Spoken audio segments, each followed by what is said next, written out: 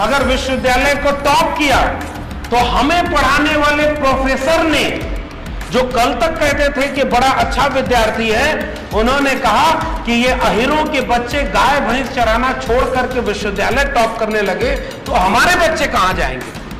उस दिन मुझे लगा कि जाति कुछ और चीज होती है। तो हमें तो समझ में आ गया, हमने अपने पढ़ाई के दौरान ही सीख लिया। लेकिन उत्तर प्रदेश में एक व्यक्ति जब मुख्यमंत्री बना और मुख्यमंत्री की कुर्सी चली गई और उनका घर जब गंगा जल से शुद्ध कराया गया, तब उन्हें समझ में आया कि हम तो अपने को अगड़ा समझते थे, हमें तो पिछड़ा बना दिया इन्होंने। अगर वो अमित शाह का बेटा है तो जय शाह बन करके करोड़ों रुपए की कंपनी 1 साल में खड़ी कर लेगा, बीसीसीआई का चेयरमैन बन जाएगा। तो ये अमित शाह के बेटे को क्यों नहीं चिंता है कि हिंदू धर्म खतरे में, उसको बचाने जाना है। ये कहते हैं रामलला हम आएंगे मंदिर वहीं बनाएंगे। हमारे पुरखों ने मंदिर की लड़ाई नहीं लड़ी थी। मैं तो अभी टेम्परेरी प्रोफेसर हूं। मैं चाहूं तो कहूं कि आरएसएस इस देश और दुनिया का सबसे अच्छा संगठन है तो मुझे परमानेंट कर देंगे। मैं अगर उनकी तारीफ के कसीदे पढ़ूं कि हिंदू खतरे में है, हिंदू राष्ट्र भारत को बनना चाहिए, तो मुझे वाइस चांसलर बना देंगे। लेकिन वो प्रोफेसरी और वाइस चांसलरी किस काम की कि मैं अपने समाज के आगे आकर के उनसे आंख में आंख डाल करके बात भी न कर सकूं। किस बात की वो प्रोफेसरी होगी, किस बात का मैं वाइस चांसलर होगा। मैं यही आजमगढ़ का रहने वाला हूं, पड़ोसी जिला। एक जमाने में ये मऊ जिला भी आजमगढ़ का ही हिस्सा हुआ करता था। 2-3 जिलों के छोटे छोटे हिस्सों को जोड़ करके इसे एक अलग जिला बनाया गया। और अमूमन पूर्वांचल में आप कई 100 किलोमीटर की यात्रा करिए, यहां लगभग एक जैसी ही परिस्थितियां मिलेंगी, लगभग एक जैसी परिस्थितियां। गांव भी वैसे, गांव की बनावट भी वैसी, गांव में लोगों की बातचीत भी वैसी। थोड़ा बहुत भाषा का अंतर होता है, मिठास थोड़ी बढ़ती जाती है। जब इधर पूरब की तरफ बढ़े तो मिठास थोड़ी बढ़ती है। मैं तो आजमगढ़ में हूं, उधर अवधी का थोड़ा टच है। लेकिन उसके साथ साथ जो गांव में बस्ती आज भी जातियों के हिसाब से बनी होगी, वो यहां भी मिलेगी।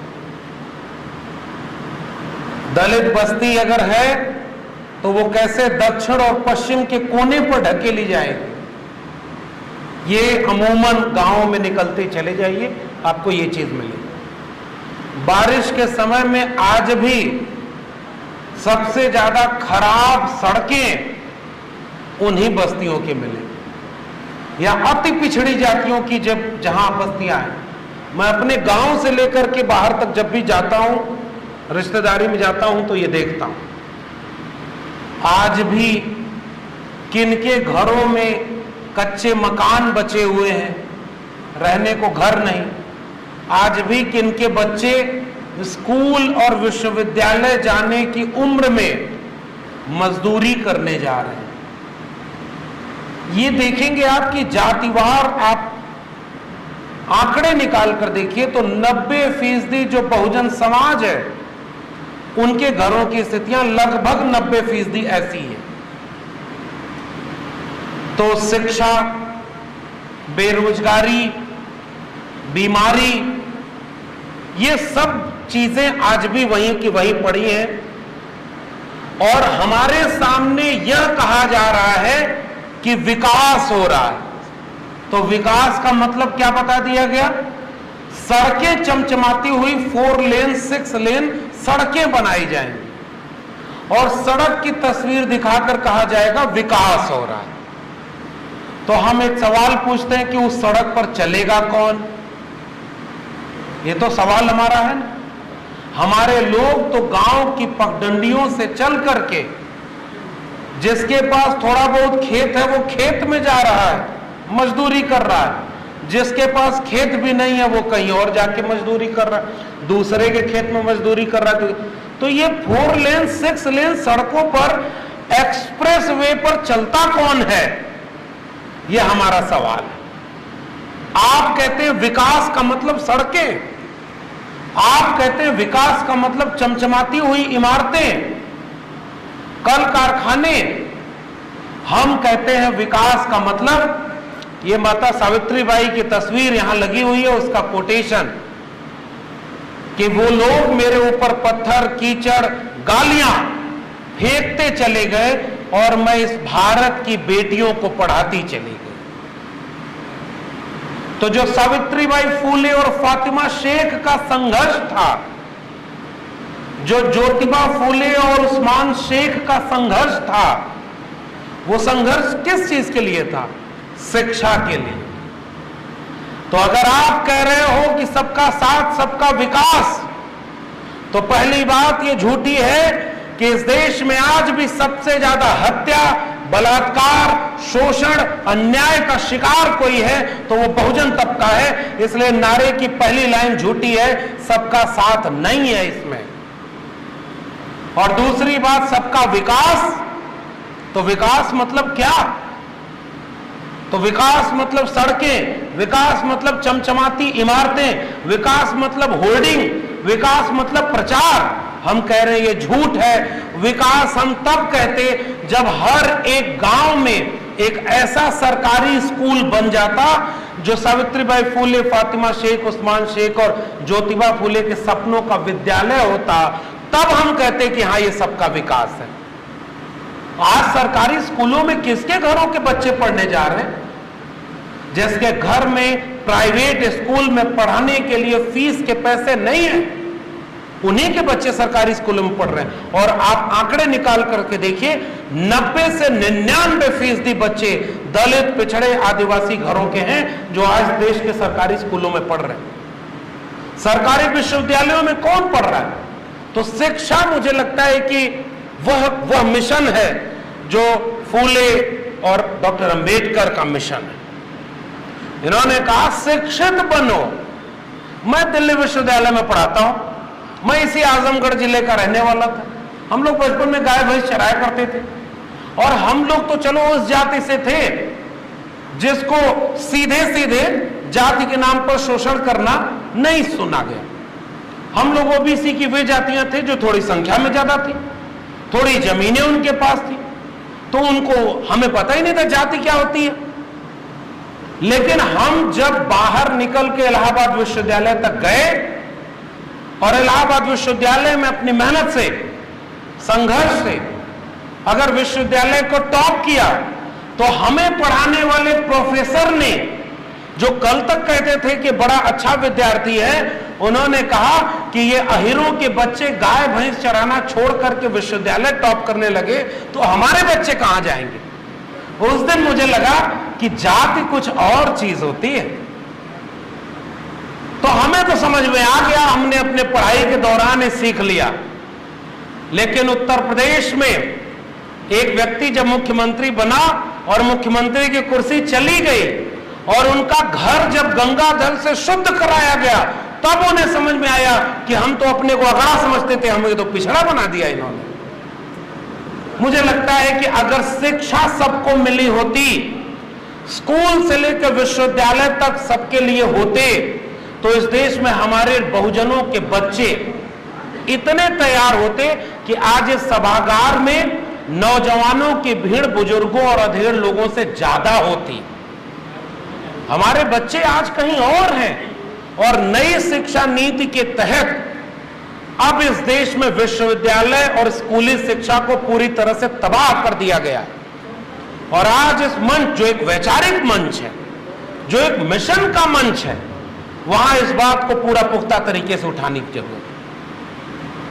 आज इसे पूर्वांचल के इलाके में अभी राजनीतिक दलों के जब चुनाव प्रचार होंगे, करोड़ों की रैलियां होंगी, बड़े बड़े मंचों से बड़ा बड़ा झूठ बोला जाएगा, वहां भीड़ होती है।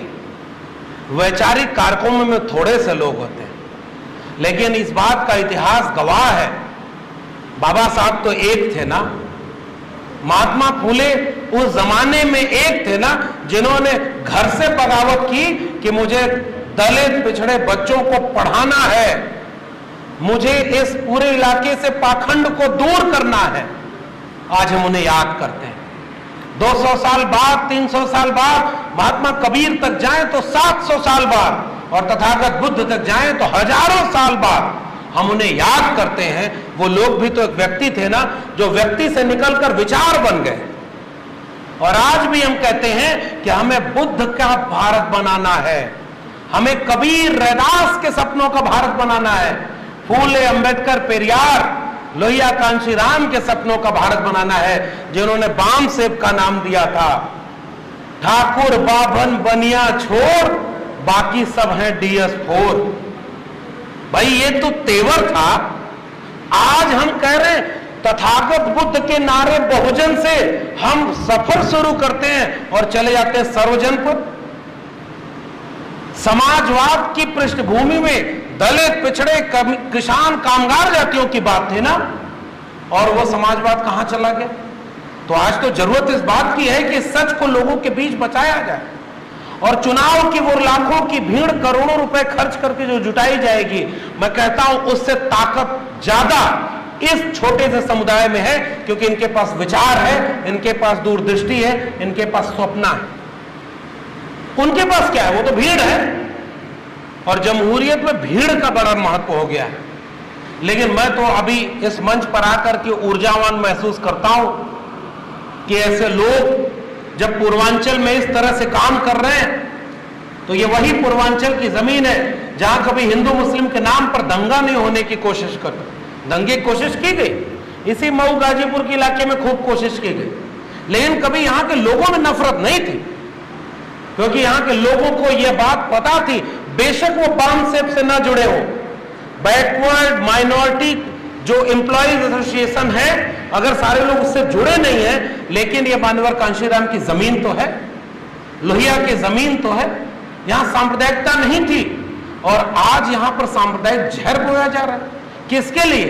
दलित, पिछड़े, आदिवासी घरों के नौजवानों के लिए बोया जा रहा है, क्योंकि उनके घर का बच्चा अगर वो अमित शाह का बेटा है तो जय शाह बन करके करोड़ों रुपए की कंपनी 1 साल में खड़ी कर लेगा, BCCI का चेयरमैन बन जाएगा। तो ये अमित शाह के बेटे को क्यों नहीं चिंता है कि हिंदू धर्म खतरे में, उसको बचाने जाना है? ये तमाम लोग जो नेता बने बैठे हैं, अंबानी और अडानी, ये सारे लोग किसके घरों के लोग? इनके लिए हिंदू धर्म खतरे में नहीं होता है। और जब दलित, पिछड़े, आदिवासी लोग शिक्षा और रोजगार की बात करते हैं, जाति के नाम पर शोषण के खिलाफ खड़े होते हैं, फूले अंबेडकर पेरियार के सपनों का भारत बनाने की शुरुआत करते हैं, तो हिंदू धर्म खतरे में हो जाता है। ये कहते हैं रामलला हम आएंगे, मंदिर वहीं बनाएंगे। हमारे पुरखों ने मंदिर की लड़ाई नहीं लड़ी थी, हमारे पुरखों ने स्कूल से लेकर विश्वविद्यालय की लड़ाई लड़ी, हमारे पुरखों ने आत्मसम्मान, स्वाभिमान की लड़ाई लड़ी। हम तो पेरियार की विरासत के लोग हैं, उन्होंने आत्मसम्मान आंदोलन खड़ा किया। अच्छा आप लोग बताइए, आप लोगों के घरों के आसपास अनगिनत मंदिर हैं कि नहीं है? ढेर सारे मंदिर हैं, गांव-गांव, सड़क चौराहे मंदिर बने हुए हैं। अगर उन मंदिरों से दलित, पिछड़े, आदिवासी घरों के बच्चों का कल्याण होना था तो आज तक हो जाना चाहिए था। आज भी सबसे ज्यादा गरीब किन तबके के लोग हैं? अशिक्षित किस तबके के लोग हैं? बेकार किस तबके के लोग हैं? बीमार किस, दवाई नहीं दे पाए, और इस कोरोना में सबसे ज्यादा पैदल चल करके लाखों लाख लोग जो हजारों किलोमीटर पैदल चल के आए, वो किनके घरों के लोग थे? ये सब किसान, कामगार, कमेरा जाति के लोग थे, ये बहुजन लोग थे। तो आज ये देश किसका है? जब पढ़ाई, सिंचाई और दवाई नहीं दे पाए तो ये किस बात का राष्ट्र है और किस बात का इसके ऊपर गर्व किया जाए?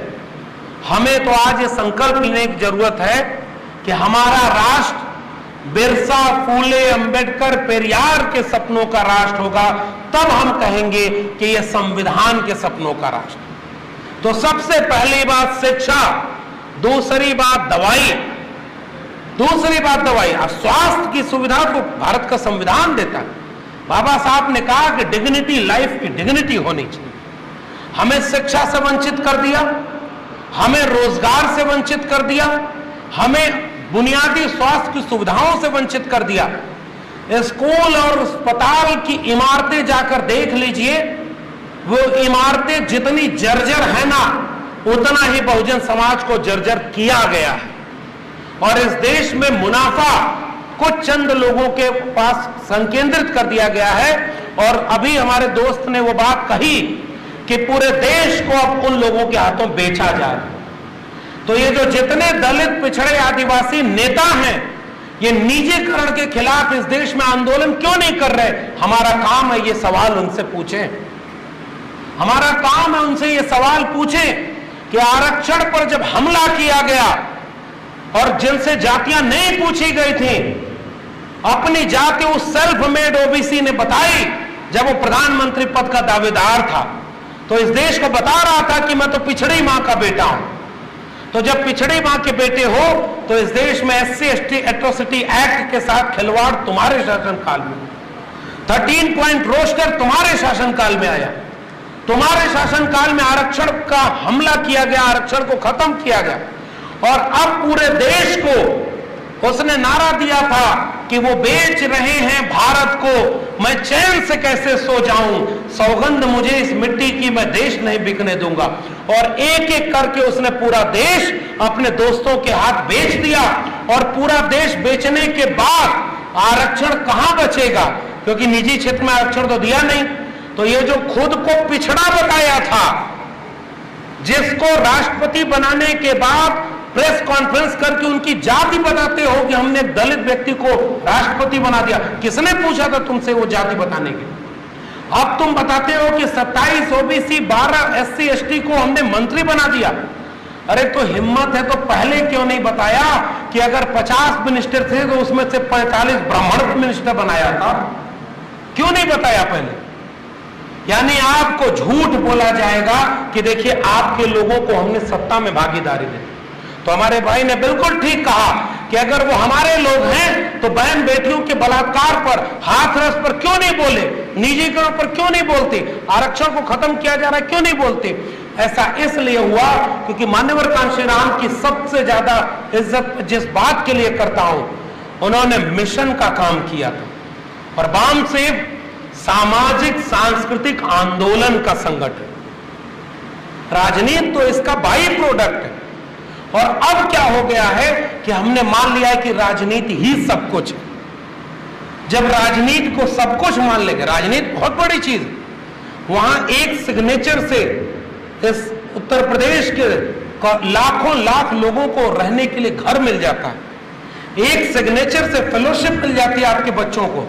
मैं दिल्ली विश्वविद्यालय में पढ़ा था, वहां फेलोशिप नहीं मिलती। हमारे घरों के बच्चे जब जाते हैं तो उनकी जाति पूछ करके उनसे इंटरव्यू में नंबर कम दिया जाता है, उनको रिसर्च करने के लिए एडवाइजर नहीं मिलता, जाति के नाम पर भेदभाव किया जाता है।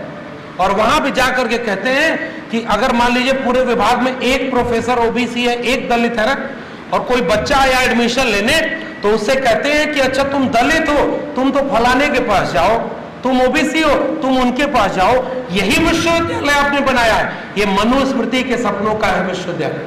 हमें बाबा साहब अम्बेडकर के सपनों के संविधान का विश्वविद्यालय और स्कूल चाहिए था, वो नहीं बना। तो ये बात मैं कह के जा रहा हूं कि बाबा साहब के सपनों का भारत ये था कि समाज को इतना ताकतवर बनाइए कि आपका समाज अगर नेता बिक जाए, नेता मिशन और आंदोलन के काम से किनारे हो जाए, तो समाज नया नेता पैदा कर दे। नेता के गुलाम क्यों हो? लेकिन हम समाज को आंदोलित करने में, हम समाज को जागरूक करने में कई बार चूक गए। और बुद्धिजीवी तबके, मैं तो अपने को बुद्धिजीवी नहीं मानता, अभी तो हम लोग पढ़ रहे हैं, सीख रहे हैं, लेकिन इस समाज में बाबा साहब ने एक ख्वाब दिया था, पे बैक टू सोसाइटी। अगर हमारे पास पैसा है और उस पैसे का एक हिस्सा समाज के काम में नहीं लग रहा है, और हमने आरक्षण का लाभ लिया है, हमने बिरसा फुले अंबेडकर के मेहनत से जो देश बना है उसका लाभ लिया है, तो हम तो दगाबाजी कर रहे हैं अपने समाज से। मैं प्रोफेसर बन करके वहां बैठ जाऊं और मोटी तनख्वाह पाऊं और चापलूसी करूं कि अगली बार मुझे वाइस चांसलर बना दो।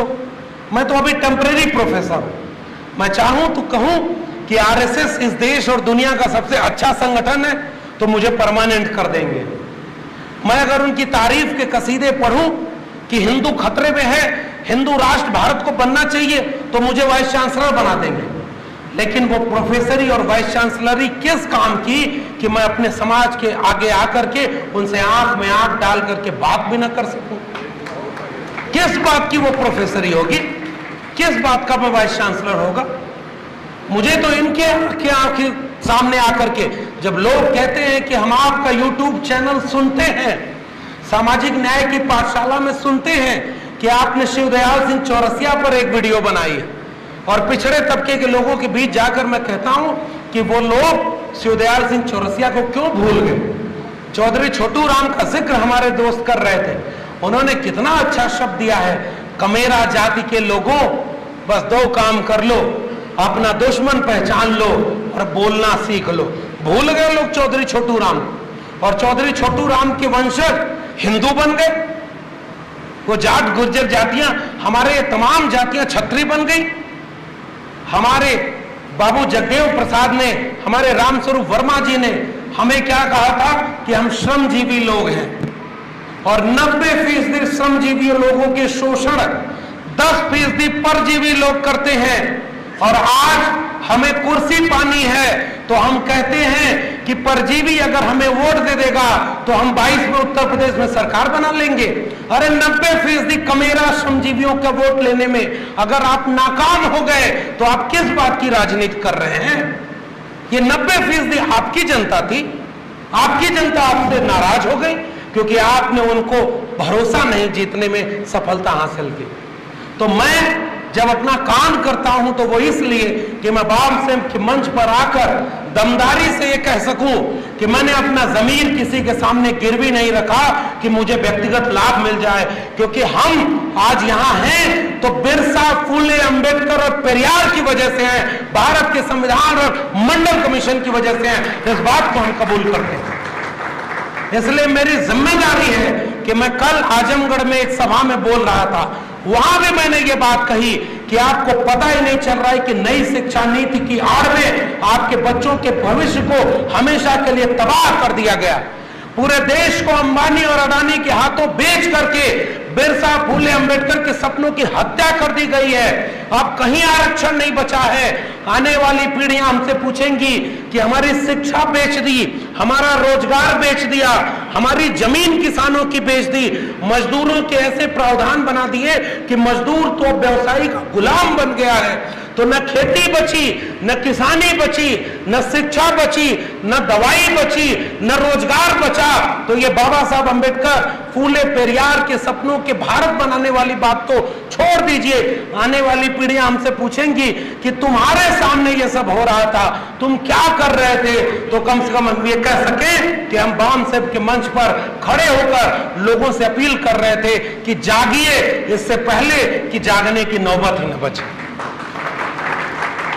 केवल इसलिए हम आपके बीच में आए हैं, हमारी आवाज थोड़ी है, इस मंच पर थोड़े से लोग हैं, लेकिन फिर से मैं कह रहा हूं, भीड़ कभी भी वैचारिक आंदोलन में नहीं आती। वैचारिक आंदोलन में अगर एक व्यक्ति भी रीढ़ से तन कर खड़ा है तो वो लाखों की भीड़ पर भारी पड़ेगा। इसलिए आप उस तेवर के लोग हैं, अपने गांव में चलिए, मैं भी चलूंगा। मैं इसीलिए आया, मैं अमूमन बचता था, मेरी नौकरी छीन लेंगे, वो कहेंगे कि तुम कहां जाके भाषण दे रहे हो, और वो हिंदू धर्म के खिलाफ। अरे काहे का हिंदू धर्म? अगर पिछड़े वर्ग के लोग हिंदू थे तो 2020 में देश के 48 केंद्रीय विश्वविद्यालयों में केवल 9 प्रोफेसर ओबीसी के क्यों हैं? जज ओबीसी दलित के क्यों नहीं है? व्यवसायी क्यों नहीं है? अंबानी अडानी हमारे घरों में क्यों नहीं पैदा हुए? अगर सब हिंदू थे तो हमारा हक किसने छीना? तुम्हारी लक्ष्मी की देवी अगर धन की देवी थी तो दलित, पिछड़े और अति पिछड़े के घरों में धन क्यों नहीं आया? अगर सरस्वती विद्या की देवी थी तो सरस्वती ने दलित, पिछड़े, आदिवासी बच्चों की शिक्षा का इंतजाम क्यों नहीं किया? ये झूठ बोलते हो, ये कोई हिंदू धर्म हमारा नहीं है। हम सब किसान, कामगार, कमेरा जाति के लोग हैं, श्रमजीवी जाति के लोग हैं। हमें तुमने झूठ बोलकर केवल दंगा में इस्तेमाल किया है, मुसलमानों के खिलाफ इस्तेमाल किया है। आइए मुट्ठी बांधे और कहें कि पिछड़े वर्ग के लोगों से भी ये अपील करता हूं कि दलित बस्तियों के सामने खड़े हो जाओ कि पूरे गांव में एक भी दलित या अति पिछड़े के साथ कोई अन्याय नहीं होने देंगे। ये है आपकी जिम्मेदारी। अपने गांव के चौराहे पर खड़े होकर कहिए अपने इलाके में एक भी मुसलमान की लिंचिंग नहीं होने देंगे। यह है हमारी जिम्मेदारी। हमारे सपनों के भारत में मोहब्बत है और उसी मोहब्बत की वजह से बस जाते जाते आपसे यही अपील कर रहा हूं कि हमारे पुर के शिक्षा के लिए लड़े, हमारे पुर के स्वाभिमान के लिए लड़े। अगर जाति जनगणना नहीं होती है तो इस देश में जनगणना नहीं होनी चाहिए, ये हम संकल्प लें। और जाति जनगणना क्यों? क्योंकि मैं तो कह रहा हूं दलितों और आदिवासियों की जनगणना होती है, लेकिन मैं तो गर्व से कह सकता हूं ना कि जब SC/ST एट्रोसिटी प्रिवेंशन एक्ट के खिलाफ जब छेड़खानी हुई तो इस देश का पिछड़ा समाज पहली बार दलित समाज के साथ सड़क पर खड़ा था। यह एक ताकत की बात थी। रोस्टर जब छीना गया, 13 पॉइंट रोस्टर आया तो दलित, पिछड़े, आदिवासी, पसमानदा एक साथ मुट्ठी बांध करके सड़कों पर खड़े होकर के 2 बार इस 56 इंच की सरकार को झुकने पर मजबूर किए, SC/ST एट्रोसिटी एक्ट पर और 13 पॉइंट रोस्टर पर। यह हमारी ताकत। और उसके बाद जब नीट में OBC आरक्षण नहीं था तो इस देश के दलितों ने आवाज उठाई कि OBC को नीट में आरक्षण देना चाहिए। यह हमारा भारत। और आज मैं जाति जनगणना के सवाल पर बुलंदी से कह के जा रहा हूं कि जाति जनगणना का सवाल तो दलितों और आदिवासियों का नहीं है ना, उनकी तो गिनती होती है, लेकिन इस देश का एक जागरूक बाबा साहब को मानने वाला दलित आज आप कहीं भी उससे पूछ कर देखिएगा, वो कहेगा कि जाति जनगणना होनी चाहिए, हम उसके लिए लड़ रहे हैं। ये हमारी ताकत। जाति जनगणना के लिए बोलने वाले लोग सब लोग हैं और जाति जनगणना का मकसद केवल ये है, वो कह रहे हैं कि हम नहीं करेंगे जाति जनगणना, हम नहीं बताएंगे पिछड़ों की आबादी कितनी है, हम तो कह रहे हैं हम तुमसे कहेंगे आखिरी दम तक कि तुमको बताना पड़ेगा। अगर नहीं बताना है तो एक काम कर दो, इस देश में सवर्णों की आबादी कितनी है यही गिनती करा लो। कितने % सवर्ण है, कितने उनके पास शिक्षा है, कितना नौकरी है, कितना व्यवसाय है, कितना क्या है, और फिर ये पता चले कि 3% लोगों ने 90% इस देश को अपना कब्जा कर रखा है। सत्ता संसाधन में हिस्सेदारी कहां है हमारी? तो हमारे लोग शिक्षा के लिए लड़े, हमारे लोग जमीन के लिए लड़े, हमारे लोग किसानी के लिए लड़े, हमारे लोग आत्मसम्मान के लिए लड़े, अपने वजूद के लिए लड़े, और हम हिंदू धर्म के लिए लड़ेंगे? कदापि नहीं। हम बाबा साहब के संविधान और मंडल कमीशन की रिपोर्ट, मैं तो लोगों के बीच जाकर पूरे दिलेरी से कहता हूं कि बाबा साहब के संविधान ने हमें बोलने की ताकत दी और मंडल कमीशन की रिपोर्ट ने आंख दिखाने की हिम्मत दी। ये हमारी ताकत है। तो हमारे घरों में रामचरितमानस, गीता, बाइबिल को किनारे करने की जरूरत है, संविधान और मंडल कमीशन की रिपोर्ट को सामने रखने की जरूरत है। शिक्षा, रोजगार, व्यवसाय और इस देश की संपत्ति में हमारी हिस्सेदारी, ये हमारे सवाल हैं। इस पर बामसेफ लगातार लड़ रहा है। मैं इनके पिछले कार्यक्रम में हरियाणा में भी गया था और हमारे सम्मानित सर वहां पे थे। मैं बहुत खुशी और एहतराम के साथ कह रहा हूं कि आप सबको सैल्यूट कर रहा हूं कि आप वो लोग हैं जिनमें संभावना है राष्ट्रीय स्वयंसेवक संघ का विकल्प और उससे ज्यादा अच्छा विकल्प बनने की। बामसेफ के लोगों में वो ताकत है। बामसेफ एक सांस्कृतिक वैचारिक संगठन है और यह संगठन इस देश को एक वैचारिक दिशा दे सकता है। वो तोड़ने के लिए जब एकजुट हो सकते हैं तो हम जोड़ने के लिए एकजुट क्यों नहीं हो सकते? हम सब एक हैं। हम सब एक होकर के दलित, पिछड़े, आदिवासी, पसमानदा और महिलाओं को एकजुट करें। हमारे पुरखों ने इस देश को बनाया, हम इस देश को बचाएंगे। आने वाली पीढ़ियों को बताएंगे कि जब सब बर्बाद हो रहा था तो मऊ के कॉलेज में बैठ करके ये चिंता की जा रही थी कि बिरसा, फुले, अंबेडकर, पेरियार के सपनों को कैसे बचाना है। आपने मुझे आमंत्रित किया, बहुत बहुत धन्यवाद। दोस्तों, द न्यूज़ वीक के YouTube चैनल को जरूर सब्सक्राइब करें और घंटी का बटन दबाएं।